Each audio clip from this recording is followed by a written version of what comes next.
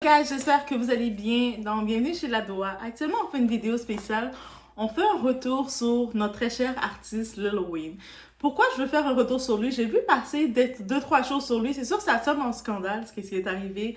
Et on sait qu'il s'est exprimé. Étant déjà un homme qui s'exprime de ses émotions, qui dit qu'il est déçu, beaucoup de personnes l'ont pris comme étant un peu de l'arrogance de sa part. Comment il se prend pour qui d'être déçu de ne pas avoir été choisi? Comme c'est ta faute si t'es pas choisi, tu vaux rien, t'es un n'importe quoi. J'ai vu des commentaires limite dire ça.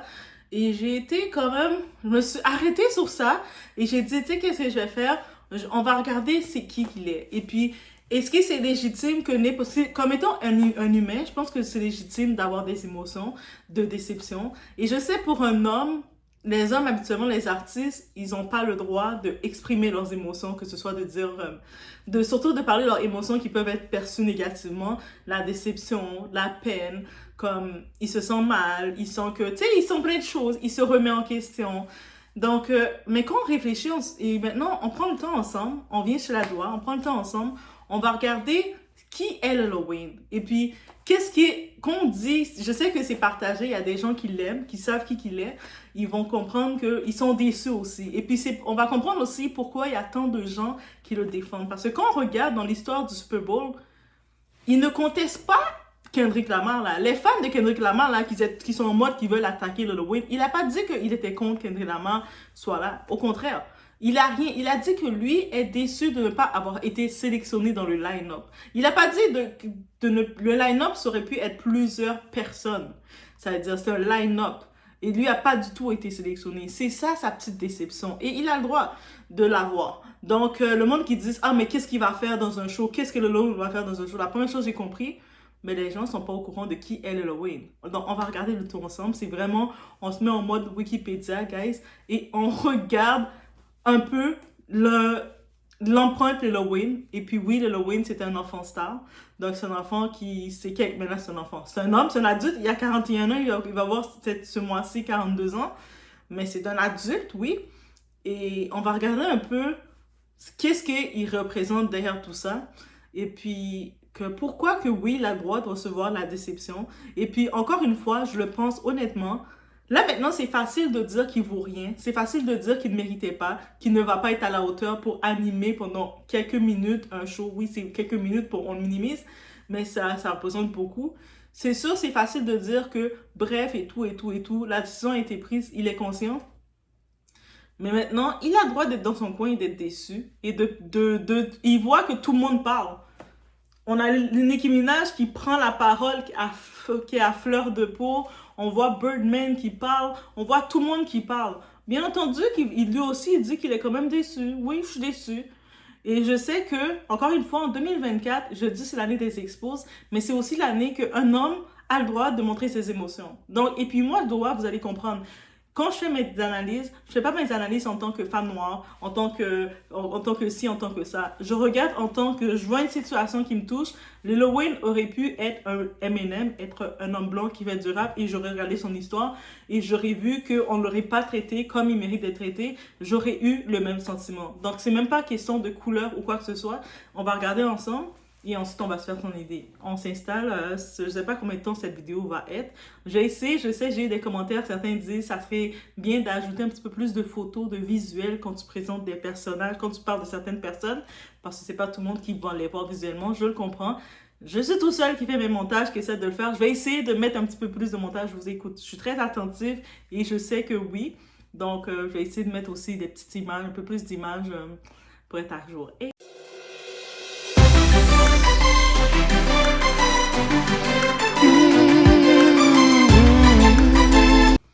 Donc, on va déjà y aller par le début. Donc, Lil Wayne, de son vrai nom, c'est Dwayne Michael Carter Jr. Donc, c'est son nom complet. Il est né le 27 septembre 1982. Actuellement, 41 ans. Il va avoir 42 ans ce mois-ci. Il est né à la Nouvelle-Orléans, en Louisiane. Et lui, il est reconnu dans son titre pour être un rappeur, auteur-compositeur, producteur et entrepreneur américain. Il y a beaucoup d'entreprises qu'il fait au-delà et aussi beaucoup d'entreprises qu'il fait du côté social, surtout dans sa communauté. On sait qu'il est très présent, très présent dans sa communauté. Et comme on dit, quand on fait quelque chose, une action positive, Mais ce que ta main droite fait, ta main gauche n'est pas supposée le savoir. Et pourquoi je viens sur cette phrase-là, vous allez savoir au courant de tout sur lui. Les surnoms qu'on l'appelle, on l'appelle Wheezy, Wheezy F, baby. Tunichi, The President, parce qu'on sait qu'il a son groupe aussi, on peut imaginer. Donc, il est actif, lui, depuis en 95 qu'il est actif. Il est dans le label de Young Money, Universal Music. Maintenant, on va regarder un point culminant sur sa carrière qu'on découvre sur lui. Lui, c'est en 1991, à l'âge de 9 ans, qu'il s'est joint au groupe Cash Money Records. Est-ce que vous comprenez? Dites-moi dans les commentaires, mettez sur pause, dites-moi dans les commentaires, à l'âge de 9 ans, on faisait quoi? Moi, de mon côté, à 9 ans, j'étais encore en train de jouer à la poupée. Je jouais à mes poupées Barbie, j'étais en train de faire des coiffures avec elles, de couper leurs cheveux, d'essayer de leur changer leurs vêtements, faire des défilés de mode. Donc, c'est ça que je faisais à 9 ans. Mais lui, à 9 ans, il venait de se joindre à un groupe de rap qui s'appelle Cash Money Records. Et il était en duo avec The Bee Gees, le groupe c'est The Bee Gees. C'est avec l'autre, son collègue, qui est Lil Doogie. En 96, ils forment les Hot Boys. On reconnaît souvent les Hot Boys. En 96, on a toujours entendu parler des Hot Boys, où vous le voyez. Si vous ne voyez pas, je vous invite à faire des petits tours, vous allez le voir. Et avec les collègues qu'il avait dans le groupe, les Hot Boys, il y avait Juvenile, Young Turk et Lil Doogie. Donc, Lil Doogie, son petit, quand il avait 9 ans, il commençait. Il l'a suivi aussi dans les Hot Boys. Et il y a eu, ils étaient dans le Cash Money. Donc, ils ont continué avec le Cash Money. Et de ça, il y a des sons qui sortent, c'est Get It Low, Get It All You Live, Guerrilla Warfare, qui était un disque platinum en 1999. On a aussi, dans la période de 99, on regarde, il est encore tout jeune, il était le chef exécutif de Young Money Entertainment. Donc, il a déjà lancé Young Money parce que lui, on peut imaginer à 9 ans, tu rentres dans l'industrie, tu vois les choses, tu vois les grands, t'es le petit bébé de tout le monde. Mais il a justement fondé Young Money, qui a été fondé officiellement, c'est en 2005. Donc, ça a suivi, comme 99, en 2005, il a lancé Young Money et maintenant, il allait prendre tous les rappeurs, que ce soit Tyga, tous les autres rappeurs qu'on sait, les Drake, les Nicki Minaj qu'on voit maintenant, et au-delà de ça, il y en a plein d'autres noms que je les nomme pas parce que je les nomme pas, guys.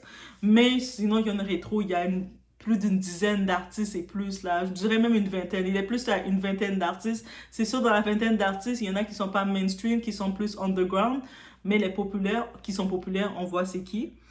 Donc, et là maintenant aussi, on regarde dans sa carrière côté musical solo, parce qu'il était en groupe, on peut regarder. Mais en 1999, il lance son premier album qui s'appelle That Block Is Hot. That Block Is Hot, baby. Ok, il a lancé ça.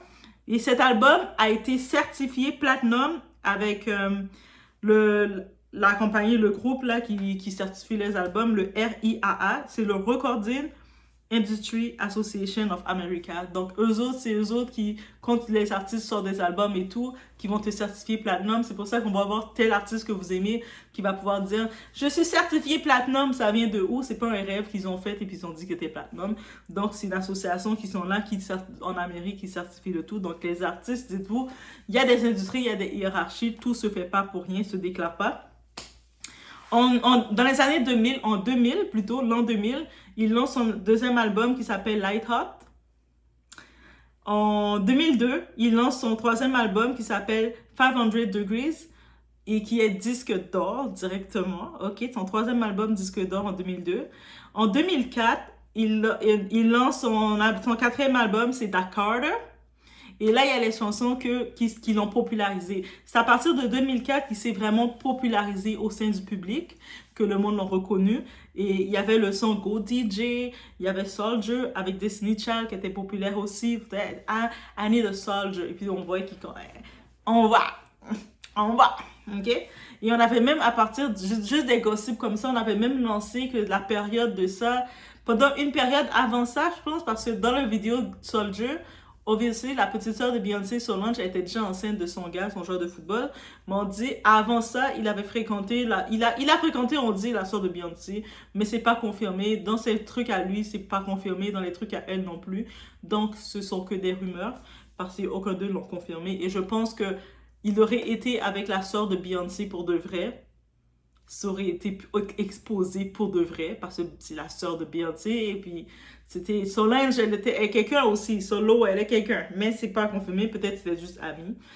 Et là, on continue, en 2005, il lance The Carter 2, donc il y a plusieurs et puis suite à The Carter 2, il a sorti plusieurs mixtapes, des collaborations un peu avec tout le monde, de 2006 à 2007. Parce qu'en tant que tel, c'est ça la marque de Lil Wayne, et c'est comme ça qu'il fait avec ses artistes. Ils font beaucoup de collaborations avec tout le monde, plein de mystiques un peu partout. DJ Khaled veut faire quelque chose, yeah, I'm there, yeah, bro. C'est comme ça, et puis c'est la formule Nicki Minaj utilise et tout. C'est pour ça même Nicki Minaj a dit, je suis la version féminine de Lil Wayne, parce que c'est sa formule et ça fonctionne. Donc, en 2008, il sort The Carter 3. Et puis, en date de 2015, on dit jusqu'à 2008, c'est le Carter 3, là, cet album-là, son 6e album qui l'a fait dominer. Tout ce qu'il a fait là, il dominait, mais l'album de Carter, tous ces albums-là, ils l'ont percé, le monde est obligé de le reconnaître. Même si tu voulais fermer tes yeux, tu es obligé de dire qu'il est bon. Même si tu fermes tes yeux, je t'aime pas, toi, je t'aime pas. Mais tu es obligé de reconnaître qu'il était quand même, il y avait quelque chose. Tu es obligé de reconnaître. Des fois, quand tu n'aimes pas quelqu'un, tu veux ne pas l'aimer, mais tu es obligé de reconnaître qu'il a quelque chose. Et puis, il a vendu dans cette période-ci 1 million d'exemplaires vendus en une semaine aux États-Unis. Et ça, c'est vraiment du organique. Donc, c'est pas nécessairement avec les réseaux sociaux, acheter des quoi que ce soit. C'est vraiment dans l'époque. Est-ce qu'il y avait les réseaux sociaux se lançaient, mais est-ce que c'était vraiment les réseaux sociaux qui lançaient un artiste? Non. Donc le monde achetait encore des albums. Donc lui, dans l'époque, c'était de vendre 1 million, ça veut dire que tu as réellement fait une vente là. Tu comprends? Parce que maintenant le monde achète plus des CD, c'est compliqué de confirmer le potentiel d'un artiste. Mais quand tu es rendu en une semaine, tu as lancé ton album, tu le vends à 1 million d'exemplaires. Aux États-Unis, là, on parle pas du monde. C'est-à-dire que le monde qui dit que qu'est-ce que Lil Wayne peut présenter à quelqu'un, c'est vraiment de minimiser l'œuvre de cet humain-là.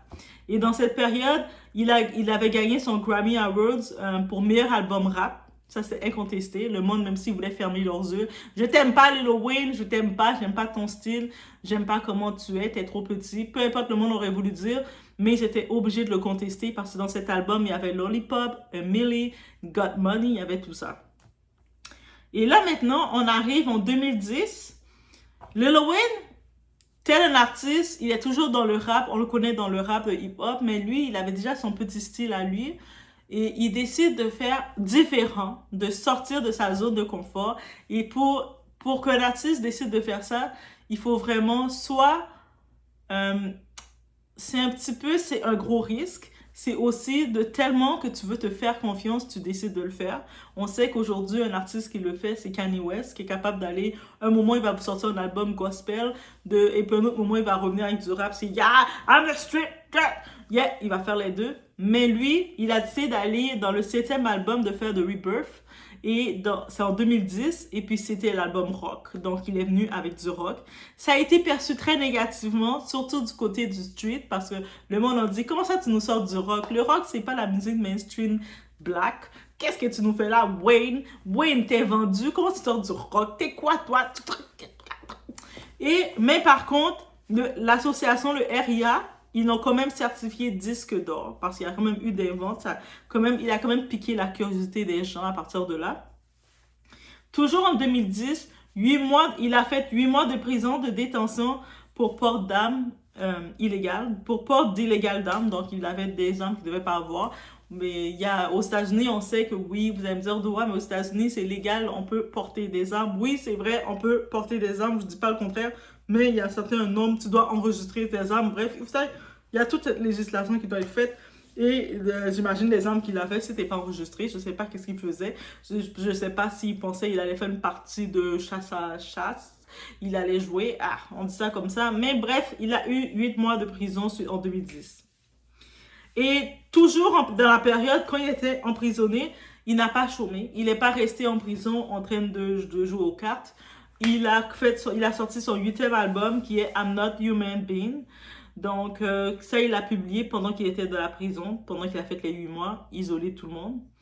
Donc, en 2011, il sort son 9e album, The Carter Fort. Il sort. Cet album est vendu à 964 000 de vente dès la première semaine, et il y a les sons qu'on connaît, qu'on aime. Moi, dans cet album-là, je peux vous dire personnellement, j'ai senti beaucoup d'émotions, encore. C'est pas qu'il n'a pas d'émotions dans les autres albums, mais j'ai senti dans cet album-là, dites-moi qu'est-ce qu'ils ont pensé les gros connaisseurs. Peut-être moi, je suis pas une grosse connaisseuse, j'aime le mainstream populaire, mais moi, qu'est-ce que j'ai senti dans cet album-là? J'ai senti qu'il y avait beaucoup. En général, il a sorti beaucoup plus d'émotions. Il était peut-être dans une autre phase de sa vie. Et on sait qu'il était peut-être dans la phase qu'il pensait à quitter la musique ou pas. Et je vais revenir sur le tout dans la vidéo. Mais j'ai senti, étant moi-même quelqu'un de hypersensible, oui, je suis hypersensible. Donc, je sens que cet album-là, il s'est vraiment ouvert dans sa sensibilité. Donc, je sens que, oui, vous allez me dire, mais c'est du hip-hop, Doa, comment quelqu'un peut sortir des émotions, mais j'ai senti dans cette partie-là, il était très à cœur ouvert, très fébrile, encore plus que dans les autres. Et les chansons qu'il a faites, c'est 6'7", How to Love, She Will. Donc ça, c'est les 3 sons les plus populaires qui sont sortis dans l'album, et il y en a eu beaucoup d'autres. Et on sent beaucoup qu'il a fait beaucoup de dénonciations. Je sais que des gens vont dire, mais qu'est-ce qu'il a fait pour les gens? Il n'a pas dénoncé. Mais lui, comme étant un artiste, les artistes, ils ont d'autres façons de dénoncer, d'amener du changement. Et c'est dans leur son, dans leurs paroles. Et je trouve dans ceux-là, il était dans un niveau qui s'est montré beaucoup plus qu'on pense et qu'on doit le considérer. Donc, le 27 septembre 2012, c'est confirmé, Lil Wayne, notre petit Lil Wayne, il surpasse Elvis Presley dans le classement Billboard Hot 100, Hot 100. Donc, vous savez, il y a toujours les listes. Les Américains, ils aiment ça tout contrôler. Je dis les Américains, mais tout le monde aime ça faire ça, j'imagine. Mais, contrairement de la musique, ils contrôlent les monopoles pour savoir les classements. Et lui, en 2012, là, le 27 septembre 2012, c'était marquant dans sa carrière parce qu'il a surpassé Elvis Presley dans le classement Billboard des Hot 100 avec le plus grand nombre de chansons qui s'est retrouvé. Donc, il a eu 109 chansons dans sa carrière. Dans toutes les chansons depuis qu'il est là, depuis 95 jusqu'à là, il y a 109 chansons de Lil Wayne qui se retrouvaient au total. Et le petit Lil Wayne que vous dites là, il peut pas venir faire 10 minutes de prestation pour un Super Bowl là. Lui là, c'est lui que vous dites qu'il est pas capable. Lui là. Est-ce qu'on aurait fait ça à Elvis Presley étant vivant? On met sur pause, on répond. Est-ce que vous pensez que ça aurait été Elvis Presley qui serait dans cette situation-là, qu'on le blacklist dans un événement comme ça, et puis on voit qu'il prend sa caméra, il est triste de ne pas avoir été sélectionné? Est-ce que vous aurez dit, ah mais tu le mérites? Sachant qu'Elvis Presley aussi a souffert de certaines dépendances dans sa vie. On sait il buvait beaucoup. Il a eu certaines dépendances, mais malgré tout, ça n'enlève pas qu'on l'appelle le roi du pop. Maintenant, est-ce que Elvis Presley en 2024 aurait été là, vous aurez justifié son traitement? On continue. Donc, maintenant, on regarde. Il sort son album The Carter 5, The Carter 5. Il le sort, il décide de le sortir le jour de son anniversaire. C'est un moment pour dire à ses fans, on célèbre ensemble, c'est mon cadeau de vous à moi, et c'est mon cadeau pour moi aussi que je me fais. Il le sort le 27 septembre 2018. Le bilan de sa carrière, on regarde, il a près de 15 millions d'albums qui ont été vendus, 37 millions de téléchargements qui a été fait aux USA, aux États-Unis seulement, près de 100 millions d'exemplaires à l'international. Donc, ça veut dire que il ne se conditionne pas juste comme un artiste underground hip-hop. Parce que vous savez, aux États-Unis, il y a des noms d'artistes que peut-être que je vais vous dire. Vous allez me regarder et dire, de quoi tu nous parles? Montre-moi 4 photos parce que je ne vois pas c'est qui. Mais lui, Lil Wayne, on voit tout c'est qui Lil Wayne. Qu'on le connaisse, mais on ne le connaît pas personnellement. Non, je ne pense pas que je le connais personnellement pour le moment. On sait que j'aime, guys! Donc, mais lui, mondialement, dans le monde voit c'est qui. Ou au moins ont entendu un son de lui. Sa fortune en 2015 s'évalue à 150 millions en 2015. Là, il y en a un petit peu plus, on peut dire. OK? Donc, il n'est pas affamé, on va dire comme ça. Donc, maintenant, on va regarder un autre point de vue de Lil Wayne. J'ai regardé avec vous le point de vue professionnel. On va regarder un autre point de vue avec lui que je tenais à regarder. Et on va aller voir la genèse de Lil Wayne. Donc, vous savez, des fois, on a regardé qu'est-ce qu'il vend, c'est quoi qu'il a, c'est quoi ses grandes lignes sur le côté de son CV professionnel. Mais c'est bon de savoir aussi un peu plus son enfance, de comprendre son background, un peu d'où il vient. Lil Wayne, la maman de Lil Wayne, elle s'appelle Jacida Carter. Elle était une jeune mère quand elle l'a eu. Elle avait 19 ans. Vous savez, aux États-Unis, c'est 21 ans quand tu es adulte. Donc, techniquement, on t'appelle une teen mom. Quand elle l'a eu, elle n'était pas mariée. Son père, c'est Dwayne Michael Turner. Donc, il a le nom junior, le nom de son père. Par contre, son père a quitté le foyer familial très tôt. Il était encore un bébé. Je pense qu'il était encore dans les couches. Il ne savait pas lever sa tête tout seul. Donc, il était encore un bébé. Et puis, son père l'a laissé, lui et sa mère, tout seul. Il les a laissés là. Et puis, ils étaient dans un ghetto en Nouvelle-Orléans. Donc, c'est un quartier qui s'appelle Holly Grove. So, si vous allez en Nouvelle-Orléans, vous allez visiter ce quartier-là. Je vous conseille d'y aller en journée. Là, maintenant, est-ce que ça s'est calmé? Peut-être qu'il y a un petit ménage qui s'est fait, mais bref. Je vous conseille quand même d'y aller en journée. De ne pas décider d'y aller en mode touriste et puis prendre des photos et puis faire « Oh, c'est beau, c'est beautiful ». Ou peut-être, tu sais, aller en journée et soyez prudent. Je peux juste vous conseiller ça.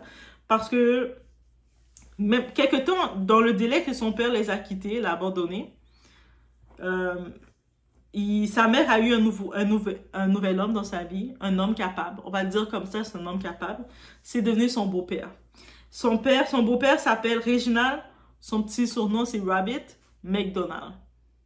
Donc, Reginald est devenu très rapidement sa figure paternelle. Donc, la première chose que son beau-père a faite avec sa famille, en prenant sa mère et les enfants, il a fait déménager du quartier, le ghetto. Et puis, ils sont allés rester dans l'est de la Nouvelle-Orléans.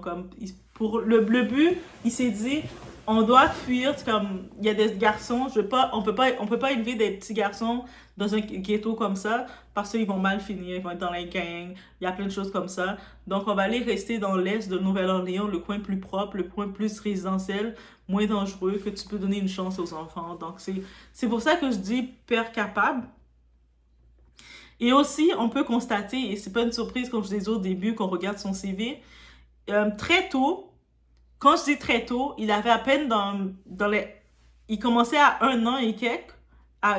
Vous savez qu'on vous apprenait à parler, à dire pépé, maman, dodo, dada. Tu sais, vous apprenez à dire ces mots-là. Mais lui, il apprenait déjà qu'il aimait la musique. Il entendait la musique et puis tu vois sa tête bouger, il faisait des choses comme ça.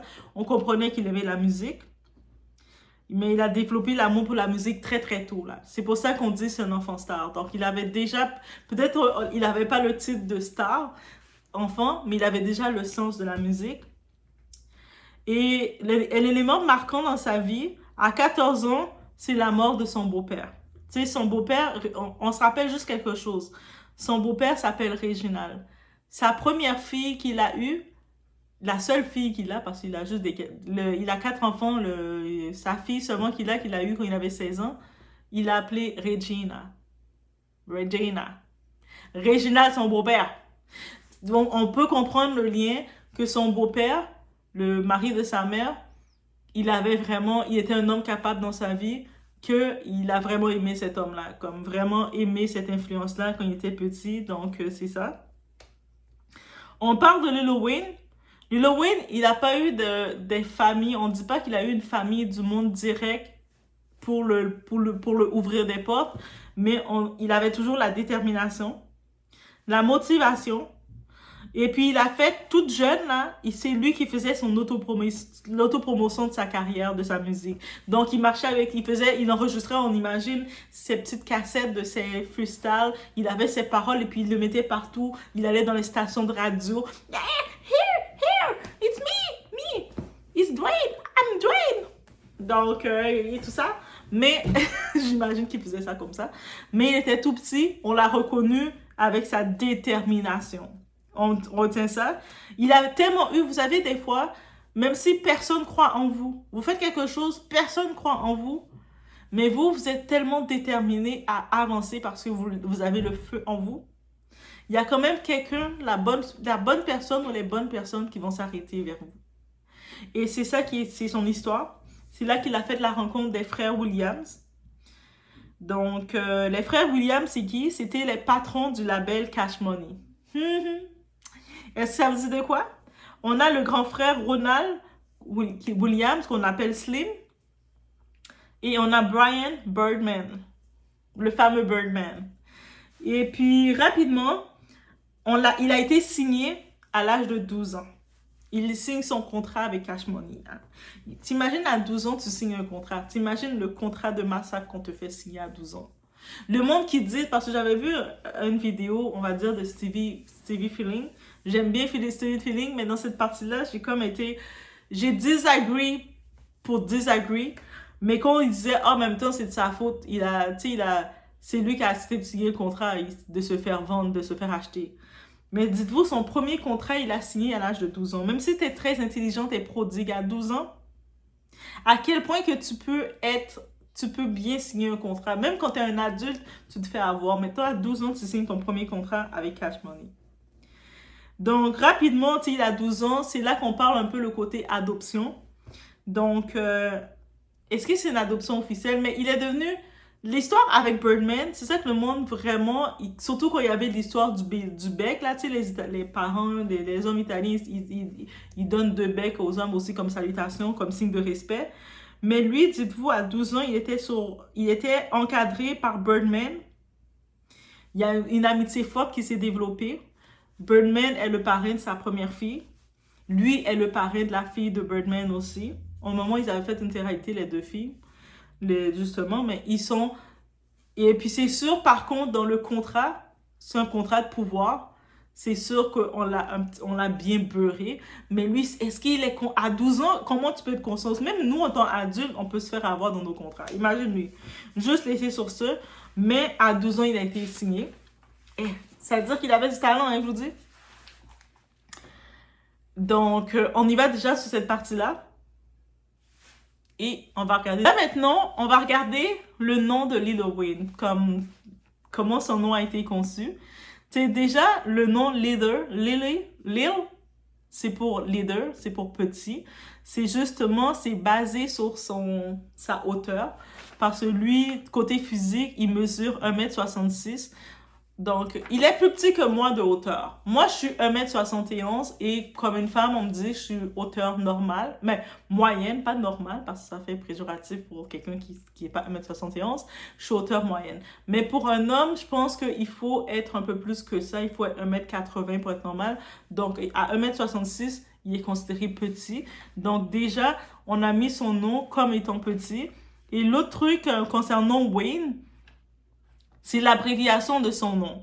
Donc, on a retiré le D. Et en même temps, lui, il voulait complètement se dissocier de son père biologique. Parce qu'il le dit bien, son père biologique, c'est biologique seulement. Pour lui, il ne le considère pas comme son père.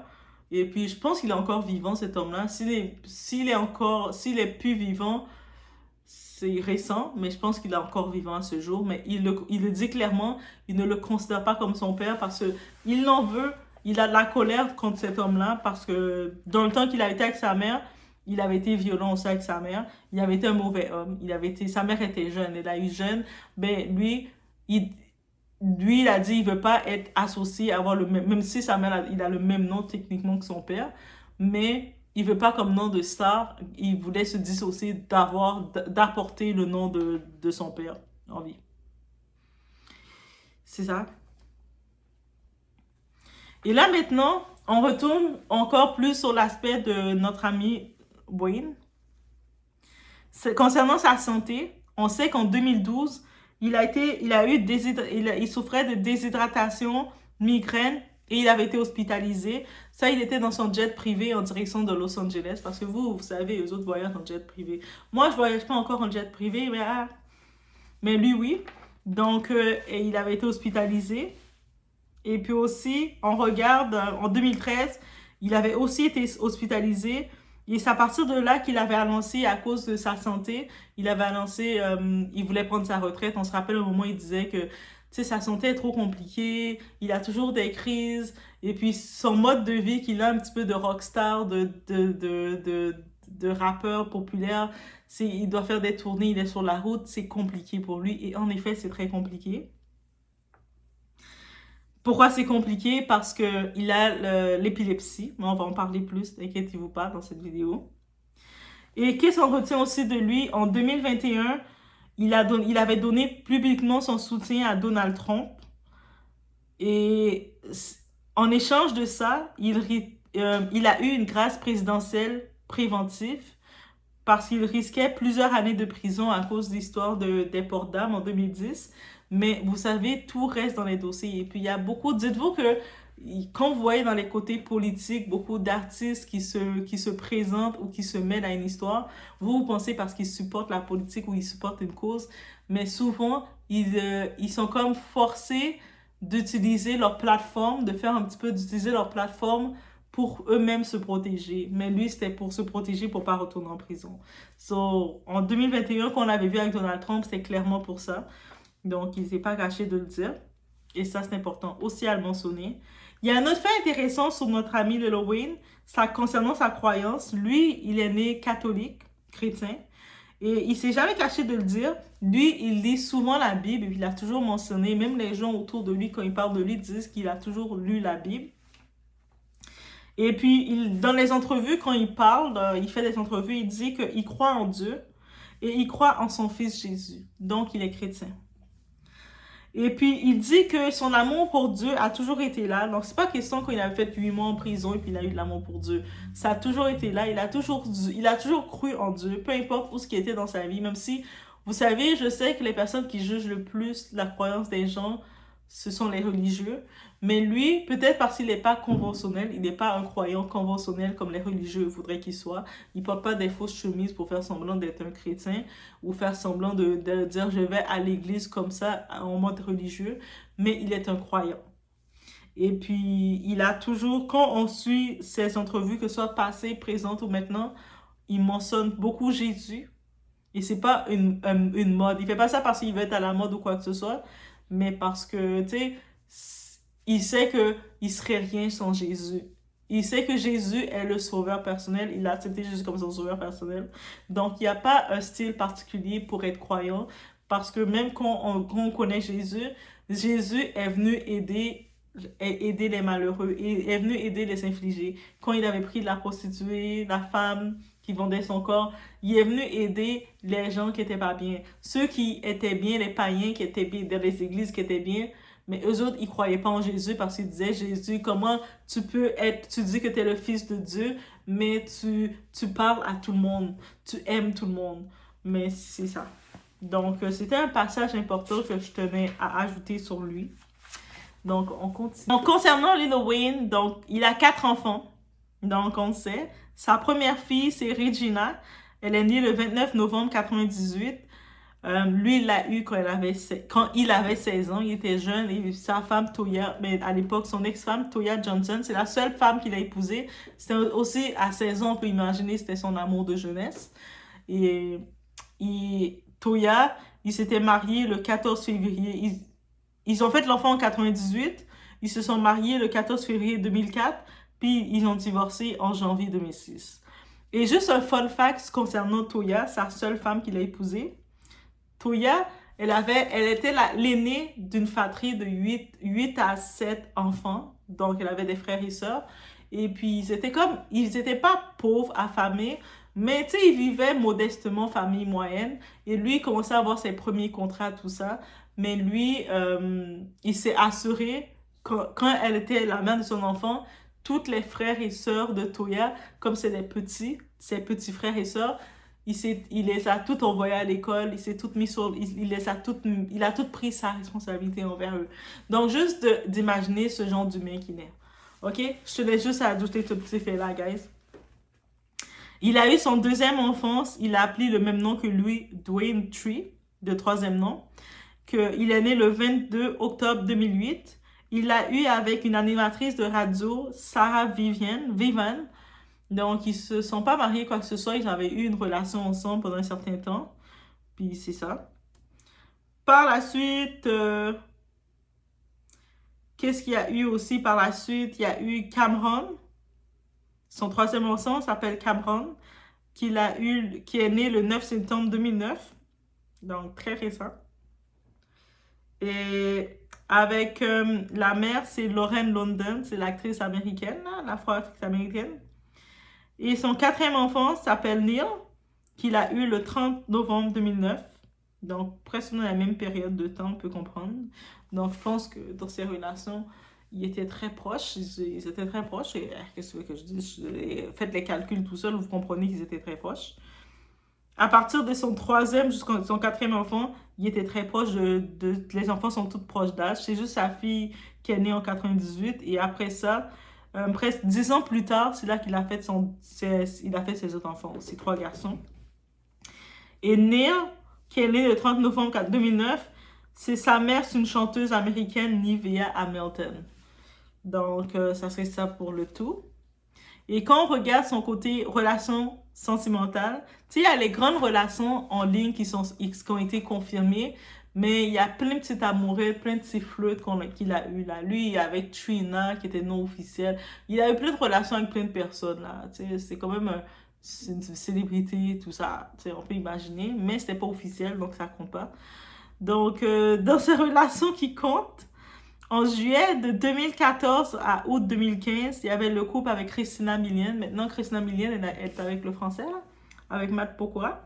Mais elle était avec lui et eux autres, ils étaient quand même publics, ils étaient affichés. Mais ils se sont séparés parce qu'il l'avait trompé avec la modèle Silver Karat. Et ensuite, avec les fiançailles, il avait eu des fiançailles, une période de fiançailles avec la Tessa Thomas. Et il a annulé l'engagement en mai 2020. En juin 2020, il fréquentait Denise Bido. Et en novembre, ils se sont séparés à cause il supportait publiquement Donald Trump. Donc, ça faisait beaucoup de débats dans la communauté noire. Ils ont dit, comment tu oses le supporter? Quel genre de noir que t'es? Tu oses supporter Trump après tout ça? Je te laisse. Et puis, quelques temps plus tard, ils se sont réconciliés. Et c'est ça qu'on retient de lui. Aussi, qu'est-ce qu'on retient de lui? Lui, contrairement au rappeur hip-hop, il a son style à part. Il a un style skater, on va dire. Pourquoi? Parce qu'il a développé sa passion du skate. Il aime beaucoup le skate. Il est adepte de ce sport. Il pratique beaucoup. C'est là comme on le voyait un moment beaucoup avec Justin Bieber. Et puis à l'époque, Justin Bieber voulait même faire des collaborations avec lui et dans son label. Mais lui, il savait que l'image de Justin Bieber était très propre, très lisse. À l'époque, il a dit, je peux pas te faire ça, comme je peux pas faire des collaborations avec toi parce que ça va briser ton image. Comme tu sais, tu dois avoir une image propre. Lui aussi, n'oubliez pas que lui aussi c'est un enfant star. Donc il a dit, je veux pas briser tes fans, ton image, mais on peut imaginer, comme tu comprends qu'ils étaient très... Moi, je dis que Justin Bieber aurait eu plus intérêt à rester auprès de lui que d'être auprès de Diddy qui s'est retrouvé avec Usher. Aussi, Lil Wayne, on l'a vu faire beaucoup de collaborations, beaucoup de vidéos avec des professionnels de skate dans la discipline. Il était même invité au X Games. C'est cette histoire de X Games. On le voit un petit peu, le genre qui aime Jake, qui laisse faire les jeux en ligne. Tu sais, c'est un rappeur, mais il a pas le style des rappeurs qu'on voit comme Jay-Z présentait les Ice Cube qui arrivaient, Gangster, tout ça. On l'a pas vu dans ce milieu-là tant que ça. Dans sa maison, il a fait construire un gros skate park parce qu'il aime ça, là. Lui, il est comme...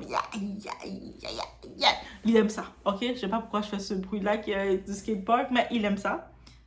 Et puis, il a sorti sa ligne de vêtements dans cette période de ça s'appelle Truck Fit. Ça, c'est pour les skateurs de base. Son public, c'est sûr, le monde qui l'aime comme artiste, ils ont pris ses vêtements, mais son style de vêtements, c'est pour les skateurs. Et je pense que c'est pour ça qu'il a aussi développé encore une plus grosse clientèle parce qu'il n'avait pas le style traditionnel des rappeurs. Et puis, le skate, c'est pas que... C'est sûr qu'il l'a popularisé dans la communauté noire, mais c'est pas nécessairement que les noirs qui font du skate, c'est pas couleur. Moi, je dis c'est colorblind et c'est ça que j'aime chez lui comme artiste.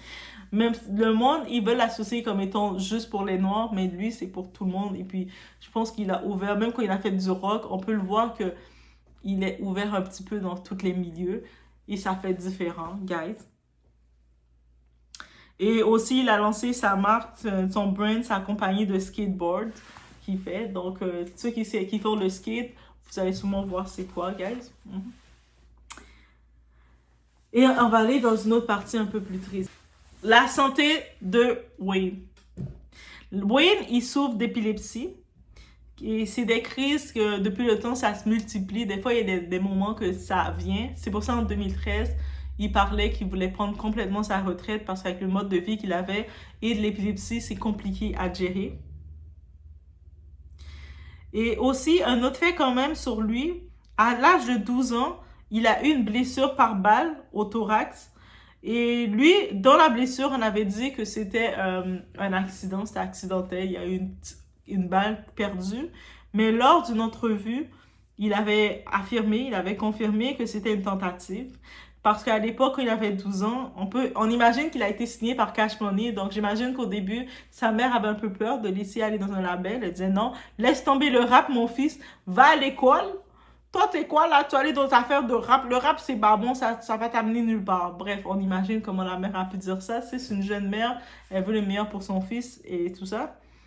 Et lui, dites-vous, c'est un enfant star. À 9 ans, il était déjà destiné qu'il voulait faire du rap. Il aimait la musique depuis qu'il était bébé. Il apprenait à parler, il apprenait à parler en rappant. Donc, pour lui, et puis, il était quand même, on regarde de lui, sa mère l'a dit, tu peux pas faire ça. Et puis lui s'est dit, mais si je peux pas le faire, si tu veux pas que je le fasse, ça sert à rien que je vive. Limite, ça veut dire que tellement que c'est pas un enfant qui a été reconnu pour désobéir à sa mère. Donc, il était prêt à mettre fin à tout ça. Mais heureusement, sa vie n'était pas terminée à partir de cet instant. Et là, maintenant, on parle de son ennemi. Parce Wayne, il a son plus grand ennemi. Et c'est pas qui que vous pensez que c'est. Donc, son ennemi, c'est l'épilepsie. L'épilepsie, c'est son plus grand ennemi. Et puis lui, il a des sévérités très graves. Et je sais qu'il y a plusieurs types d'épilepsie qui sont faites, mais lui, c'est dans les très graves. Quand il peut avoir ces moments de crise, même s'il est sous médication, c'est très grave.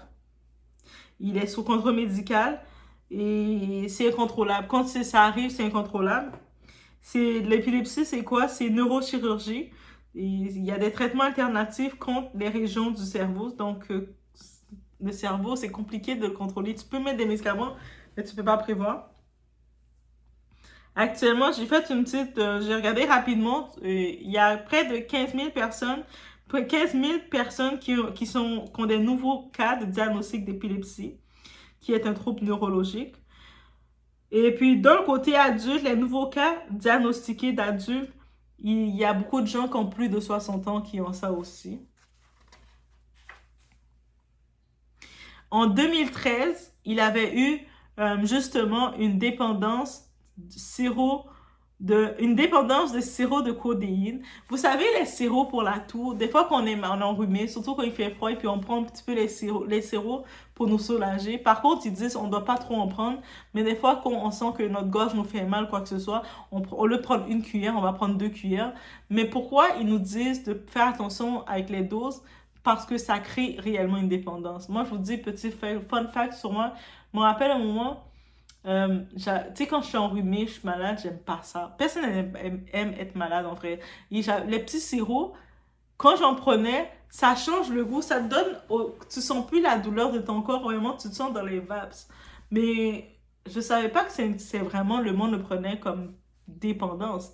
Mais ça crée une dépendance. C'est pour ça que faites attention des fois à des habitudes que vous faites, même de boire le coca, même des trucs comme ça, mais ça crée des dépendances dans le corps et puis ça peut aller loin. Mais lui, en 2013, il avait créé, il avait eu beaucoup de problèmes avec son épilepsie? Parce qu'il avait fait un cocktail avec le sirop pour la toux et mélangé avec du soda. Et c'est comme ça crée une addiction. Tu commences à boire ça. Et t'as même pas besoin de boire de l'alcool. T'as pas besoin de prendre d'autres médicaments. Ça seulement, ça gèle ton corps, ça gèle tout ton cerveau. Mais lui qui est épileptique, c'est pas une bonne chose pour lui. Ça lui créait, il était là, il commençait à faire ces choses. Et puis, un moment, quand il était dans son jet privé, et puis il avait eu ses grosses crises, il venait de boire 3 bouteilles de sirop pour la toux. Il y a 3 bouteilles. En plus, c'est des médicaments pharmaceutiques. C'est-à-dire qu'il y a des médicaments qu'il faut avoir sur ordonnance et ceux qu'on peut, n'importe qui peut aller dans les pharmacies. Mais les sirops sont aussi dangereux, guys. Et puis, c'est facile d'être de même. Et puis là, j'ai découvert que beaucoup de rappeurs, tu sais, il n'y a pas le nom qui est sorti, mais il y a beaucoup de rappeurs qui consomment ces produits parce que des fois, ils ont des troubles nerveux, ils ont plein d'autres situations, donc ils prennent le sirop pour les choses. Et c'est des médicaments faciles à avoir. Tu peux voyager, tu vas pas te faire arrêter. T'as ton petit pot de sirop dans ta valise, qu'est-ce qu'on va te dire? Rien, c'est ton pot de sirop. Mais c'est pour ça que c'est dangereux et c'est facile peu importe où ce que tu vas, c'est facile de te procurer un pot de sirop dans n'importe quelle pharmacie ouverte, qui sont ouvertes tous les jours. Donc, bref, c'était mon retour sur Lil Wayne, guys. J'espère que vous avez aimé cette présentation, ce retour sur lui. Je sais que quand on ne connaît pas ou quand on le voit rapidement, on va le voir comme étant problématique. Il n'est pas légitime d'être déçu. Il n'est pas légitime, il n'est pas efficace non plus pour performer dans Super Bowl. Oui, peut-être il n'était pas appelé à performer dans Super Bowl, c'est correct. Mais il a quand même droit d'être déçu de lui qu'il aurait voulu. Je sais que dans certains arguments, le monde disait, mais de toute façon, pourquoi il n'a pas né avant que Jay-Z soit le directeur artistique, depuis en 2010, il est là. Mais quand Jay-Z avait pris son rôle pour devenir le directeur artistique du Super Bowl, c'était justement la NFL voulait, suite à l'histoire avec Colin Kaepernick, il voulait comme ramener la population noire à pas déserter du football américain. Donc, en mettant Jay-Z, c'est ramener les artistes noirs. Jay-Z, c'est ça son mandat. C'est-à-dire que oui, c'est sûr c'est comme si Jay-Z doit rien, là. Jay-Z, c'est normal qu'il va s'occuper de son monde, de ses artistes. C'est tout à fait normal. Il a le droit de faire ça. C'est cool. Mais en même temps, toi, tu sais, toi, mettons, comme artiste, tu te dis, au début, peut-être, il n'y avait pas de porte ouverte pour nous. Tu sais, au début, il n'y avait pas, on n'avait pas les opportunités qu'on a. Maintenant, comme nous, tu veux te dire, hey, maintenant, heureusement, on a le bro Jay qui est là. Il va peut-être ouvrir des portes qu'on nous ouvrait pas. Mais malheureusement, c'est pour ça que la communauté noire, nous, on est nos propres ennemis parce qu'on est les premiers à se saboter comme ça. Et c'est exactement la preuve. Et c'est sûr que là, maintenant, on le sait que son ennemi, il a beaucoup de crises et puis il est vraiment, dans sa carrière, il a prévu de sortir, il a dit dans ses annonces qu'il est en studio, il veut sortir de Carter 6. Mais il a de plus en plus de crises. Sa santé joue beaucoup. Beaucoup de personnes disent que c'est la dépendance.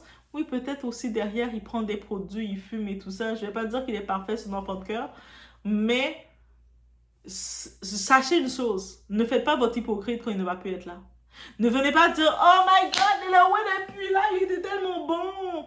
Non, faites pas ça. Même la même façon qu'on le fait pour Tupac. Parce que Tupac, là, dans son vivant, tout le monde le traitait de problématique. Le monde ne l'invitait pas dans les choses. Tupac, là, dans son vivant, il n'a pas gagné aucun Grammys. He didn't win nothing, guys. Tupac n'a rien gagné. Là, maintenant, après sa mort, tout le monde vous parlait, Tupac, c'est le chef, c'est le meilleur. Mais on est trop bon pour faire ça. Quand la personne est vivante, vous dites qu'il est problématique, qu'il n'est pas bon, qu'il n'est pas à la hauteur, qu'il ne vaut rien. Il ne vaut rien. Mais par contre, quand la personne n'est plus là, c'est là maintenant vous commencez à dire c'était le meilleur de sa génération, il n'y a personne qui est mieux que lui, tout le monde commence à vouloir s'associer à lui. Par contre, dans son vivant, il n'a jamais gagné de Grammys, Tupac. OK? Donc, on peut juste noter cette partie-là.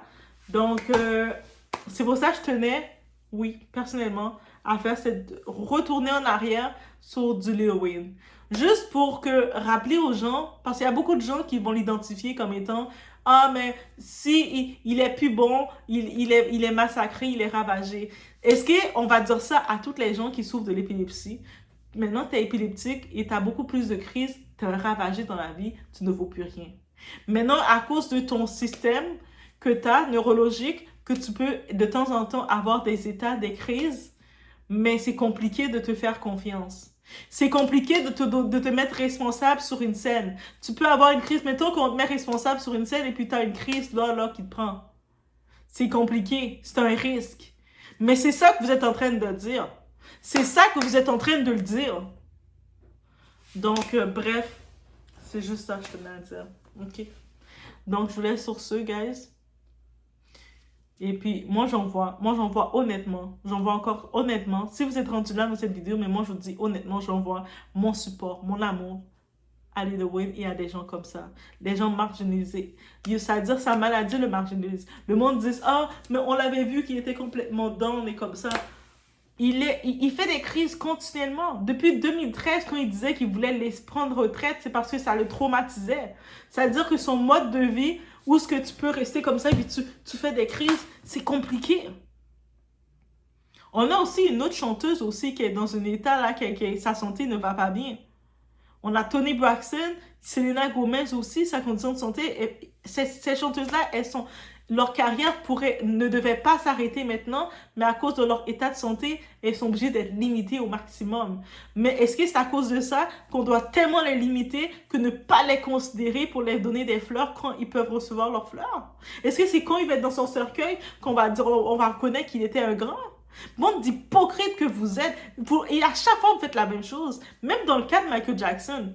Michael Jackson, on créait des procès pour lui. On le faisait, même quand il était décédé, on ouvrait encore des procès contre sa mort. On dit habituellement les gros criminels qu'on a pu voir quand ils sont décédés, on ne peut pas faire de procès à mort. Mais Michael Jackson, il avait droit à un procès.